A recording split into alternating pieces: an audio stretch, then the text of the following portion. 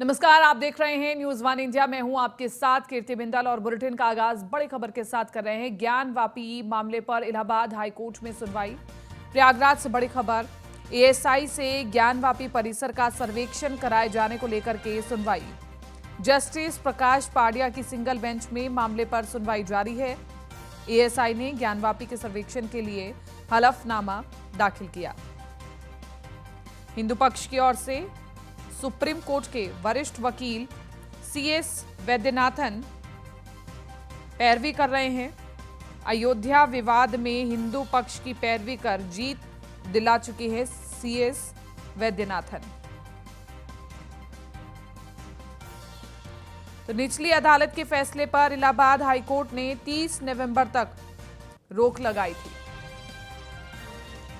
ज्ञानवापी मामले पर हम बड़ी अपडेट आपको दे रहे हैं। ज्ञानवापी मामले पर इलाहाबाद हाईकोर्ट में सुनवाई और एएसआई से ज्ञानवापी परिसर का सर्वेक्षण कराए जाने को लेकर के ये सुनवाई होनी है। जस्टिस प्रकाश पाडिया की सिंगल बेंच में मामले पर सुनवाई जारी है।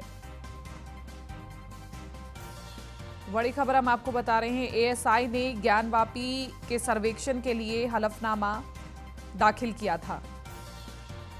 हिंदू पक्ष की ओर से सुप्रीम कोर्ट के वरिष्ठ वकील सीएस वैद्यनाथन पैरवी कर रहे हैं मामले की, और ये वही वकील हैं जिन्होंने अयोध्या विवाद में हिंदू पक्ष की पैरवी कर जीत दिलाई थी। अभी निचली अदालत के फैसले पर इलाहाबाद हाईकोर्ट ने 30 नवंबर तक रोक लगा दी थी।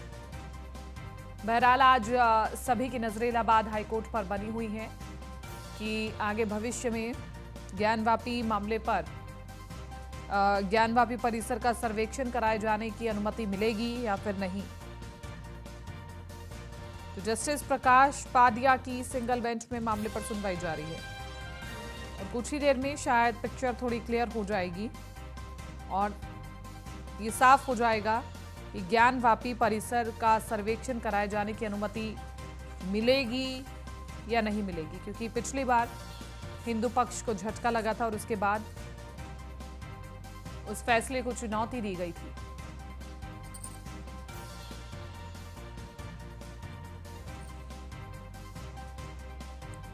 तो ये बड़ी खबर हम आपको बता रहे हैं। हिंदू पक्ष की ओर से सुप्रीम कोर्ट के वरिष्ठ वकील सीएस वैद्यनाथन मामले की पैरवी कर रहे हैं।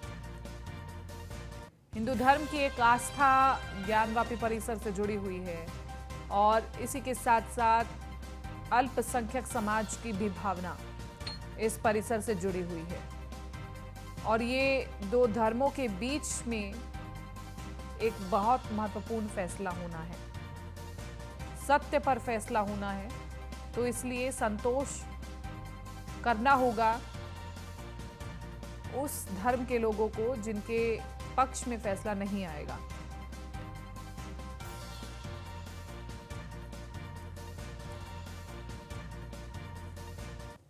बहरहाल हम अभी जानकारी लेने की कोशिश करेंगे कि क्या अपडेट इस पूरे मामले पर आई है, कितनी देर की सुनवाई रहती है अभी। और हमारे सहयोगी हमारे साथ जुड़ चुके हैं वाराणसी से संतोष ओझा हमारे साथ लाइव बने हुए हैं। संतोष ओझा, बहुत महत्वपूर्ण दिन है। इलाहाबाद हाईकोर्ट में ज्ञानवापी परिसर मामले से जुड़ी हुई सुनवाई चल रही है, जिसमें आज ये फैसला आ सकता है कि एएसआई से सर्वेक्षण कराया जाए ज्ञानवापी परिसर का या नहीं। क्या कुछ दलीलें कहती हैं, किसका पक्ष मजबूत दिखाई देता है अभी? देखिए, निश्चित तौर पे ये महत्वपूर्ण दिन कहा जा सकता है, इसलिए कि इलाहाबाद हाईकोर्ट का बेंच बैठा हुआ है और ये बेंच इस बात का निर्णय देने वाला है कि आखिर जो कार्रवाई है उसको किस तरह से आगे बढ़ाया जाए। समझा जा सकता है कि जो विपक्ष है, जिसे मुस्लिम पक्ष कहते हैं, उन्होंने इस पे ऑब्जेक्शन किया था। उनका ये कहना था कि ये सर्वे नहीं होना चाहिए, खुदाई नहीं होनी चाहिए, जबकि जो हिंदू पक्ष है उनका लगातार ये कहना है कि जो कमिश्नर के कार्रवाई के तहत, कमीशन कार्रवाई के तहत जो साक्ष्य मिले हैं, जो प्रतीक चिन्ह मिले हैं, वो साफ साफ उससे बल हमें मिलता है कि ये मंदिर हिंदू का है और हिंदू धर्मावली यहाँ पे आया जाया करते थे। ये अलग चीज है कि समय के साथ उस पे आक्रमणकारियों ने अपना कब्जा जमाया और मुसलमान, या ये कहा जाए कि एक वर्ग ने अपना वहां पे काबिज हुआ। तो ये देखने वाली बात होगी कि क्या सर्वे का आदेश आज आता है या नहीं, नंबर एक। नंबर 2, जैसा कि आपने पूछा कि क्या लगता है, क्या उम्मीद है, तो जहां तक हम लोगों ने दोनों पक्षों से बात की है, जी। दोनों पक्षों में हिंदू पक्ष साफ साफ कह रहा है कि जो पीछे की दलीलें हैं, पीछे के जो सबूत हैं, पीछे के जो साक्ष्य हैं, उन साक्ष्यों को यदि जोड़ के देखा जाए, उस परिप्रेक्ष्य में यदि बात की जाए, तो निश्चित तौर पर यह कहा जा सकता है कि निश्चित तौर पर सर्वे की कार्रवाई एक बार फिर से कोर्ट कराएगी। साफ साफ मतलब है कि कोर्ट इस बात का आदेश देने जाने वाली है कि वो सर्वे फिर से किया जाए, क्योंकि सर्वे एक ऐसी कार्रवाई होगी जिससे निश्चित तौर पे न केवल वहां पे मिले हुए ऐसे ये फौहारा कह रहे हैं, एक पक्ष कह रहा है, जबकि दूसरा पक्ष उसे शिवलिंग कह रहा है, उसकी असलियत पता लगेगी, उसकी प्राचीनता समझ में आएगी, उसकी पौराणिकता समझ में आएगी। वही हाँ, दूसरी ओर देखा जाए तो मंदिर के दूसरे जो प्रमाण है, दूसरे जो ठीक है। साक्ष्य है, उन साक्ष्यों का भी खुलासा होगा। तो उम्मीदें जो है वो दोनों तरफ से हैं। मुस्लिम बिल्कुल, पक्ष ये उम्मीदें कह रहा बड़ी है कि हुई नहीं, हैं, इसको नकार लेकिन दिया सबकी जाएगा। निगाहें इलाहाबाद हाई कोर्ट पर बनी हुई है कि क्या फैसला निकल करके आएगा। संतोष ओझा, मैं लौटूंगी आपके पास। हमारे साथ नीलेश बने हुए ज्यादा जानकारी के साथ लखनऊ से। नीलेश, बहुत महत्वपूर्ण आज ये फैसला आने वाला है कि ज्ञानवापी परिसर का एएसआई से सर्वेक्षण कराया जाए या फिर नहीं, और इसी को लेकर के हम लगातार अपडेट भी ले रहे थे। लेकिन जिस भी किसी धर्म के पक्ष में फैसला आता है, उसको देखते हुए क्या लगता है कि आज क्या कुछ हो सकता है और कैसे दूसरे धर्म को ये फैसला एक्सेप्ट करना होगा? देखिए, बिल्कुल प्रयागराज में आज जो है पूरे मामले की सुनवाई होगी। इलाहाबाद हाईकोर्ट में एएसआई से जो ज्ञानवापी परिषद का सर्वेक्षण कराने को लेकर याचिका डाली गई थी, इस पर आज जो है कोर्ट सुनवाई करेगा और जस्टिस प्रकाश पांडेय की सिंगल बेंच में ये सुनवाई होगी। कहीं ना कहीं दोनों ही पक्षों को ये उम्मीदें हैं कि जो फैसला है उनके पक्ष में आएगा। इससे पहले जब हमने देखा था कि राम जन्मभूमि को लेकर फैसला आना था, उससे पहले तमाम जो है ठीक है नीलेश, शुक्रिया। मौलाना। चलिए अब आगे बढ़ते हैं, बात करें अगली खबर की। गोंडा से अगली बड़ी खबर हम आपको बता रहे हैं, जहां पर अवैध कब्जों में सपा नेता साबिर अली खान का नाम निकल करके सामने आ रहा है। अब इस पूरे मामले में जांच चल रही है, तो डीएम ने सिटी मजिस्ट्रेट को मामले की जांच सौंप दी है। साबिर अली पर कब्जा कर इमारतें खड़ी करने का आरोप लगाया गया है। साबिर अली पर कई तालाबों पर अवैध कब्जा करने का आरोप है। बड़ी खबर हम आपको बता रहे हैं, अवैध कब्जों में सपा नेता साबिर अली का नाम निकल करके सामने आ रहा है। डीएम ने सिटी मजिस्ट्रेट को मामले की जांच सौंप दी है। साबिर अली पर कब्जा कर इमारतें खड़ी करने का आरोप है। साबिर अली पर कई तालाबों पर अवैध कब्जा करने का आरोप है, जहां एक और सरकार कोशिश कर रही है कि तालाबों का संरक्षण किया जाए या फिर और तालाब बनाए जाए। वहीं पर समाजवादी पार्टी के नेता साबिर अली कई तालाबों पर अवैध कब्जा कर रहे हैं और उनके ऊपर बड़ी बड़ी इमारतें खड़ी कर रहे हैं। बहरहाल अब विभाग की नज़र इसमें पड़ी है और इसमें जांच भी चल रही है। तो डीएम सिटी मजिस्ट्रेट इस पर क्या संज्ञान लेते हैं, ये बड़ा सवाल है। तो इसी तरह के अवैध कब्जों की वजह से नुकसान होता है और तालाबों पर बड़ी बड़ी इमारतें खड़ी कर दी जाती है। तालाबों की संख्या कम होती है तो जलस्तर में कमी आती है।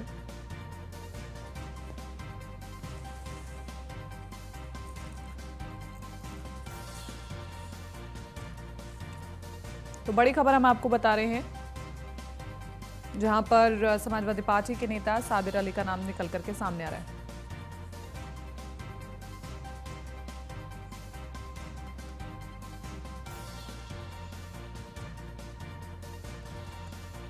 डीएम ने सिटी मजिस्ट्रेट को मामले की जांच सौंप दी है।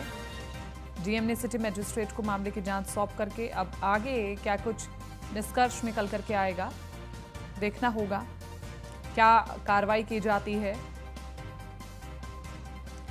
कादिर अंसारी ज्यादा जानकारी के साथ संवाददाता बने हुए फोन लाइन पर। कादिर अंसारी, तालाबों पर अवैध कब्जा करना, तालाबों को खत्म करना और उसके ऊपर इमारतें बनाना, ये एक बहुत बड़ा गुनाह है और इस गुनाह की सजा कब तक मिलेगी सपा नेता साबिर अली खान को? देखिए, इस पूरे मामले पे जिस तरीके से अब अवैध कब्जे में एक बार फिर से जो है साबिर अली का नाम आया है और इनके जो होटल हैं और कई 2 होटल हैं और दोनों होटलों पे जो है जांच लगी है। डीएम ने सिटी मजिस्ट्रेट को जांच सौंपी है। साबिर अली की कई अवैध कब्जे की भी बात सामने आई है और तालाब को लेकर के जिस तरीके से गोंडा में लगातार जो है तालाबों को काटा गया है, तो कहीं ना कहीं जिस तरीके से अवैध कब्जे पर एक बार फिर से गोंडा डीएम ने एक्शन की संभावना को जताई है और जिस तरीके से ये जांच हो रही है, जांच के बाद में हो सकता है कि इस पर भी फिर से जो है बुलडोजर चले। ठीक है कादिर अंसारी, कब तक सपा नेता साबिर अली को सजा मिलेगी इस पर हमारी नजर रहेगी। बहुत बहुत शुक्रिया फिलहाल के लिए।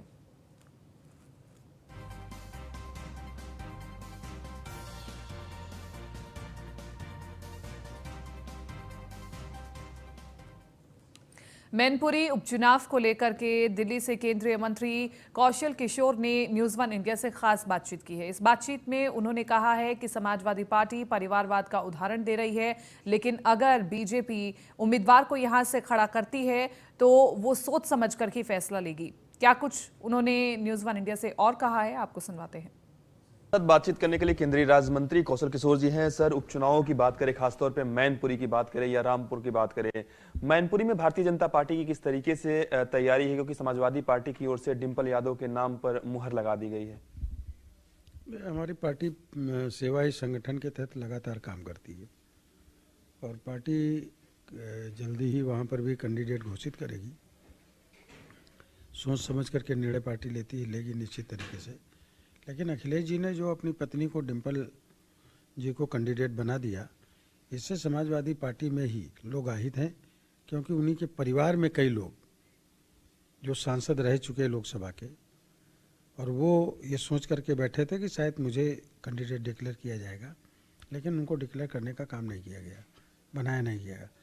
समाजवादी पार्टी में बहुत पुराने कार्यकर्ता भी ऐसे हैं जो उन्हीं के समाज के हैं, जो वो चाह रहे थे वहाँ चुनाव लड़ने के लिए और इच्छा अपनी जाहिर किया था, लेकिन उनको भी चुनाव के मैदान से दूर रखने का काम किया गया। तो जो लोग भी माननीय मुलायम सिंह जी को आत्मा की शांति के लिए वोट देने का काम करेंगे और सच्ची श्रद्धांजलि के रूप में वोट देने का काम करेंगे, वो सपा को वोट ना दे करके वो भाजपा के कमल के निशान पर वोट देंगे। अगर वो अपने परिवार को एकजुट करना चाहते थे, शिवपाल जी के साथ धोखा देने का काम उन्होंने किया था, लेकिन फिर भी अगर वो परिवार को एकजुट करना चाहते थे तो वास्तव में शिवपाल को ही उनको कैंडिडेट बनाना चाहिए था। मैं समझ रहा हूँ उनको बनाते तो उनकी पार्टी में भी एक उल्लास होता और उनके समर्थकों में भी एक उल्लास होता, मगर शिवपाल यादव जी को दरकिनार करने के लिए अखिलेश जी ने निर्णय लिया। फिलहाल ना उनके पार्टी के हित के लिए है, ना जनहित के लिए है, ना उनके परिवार के हित में है।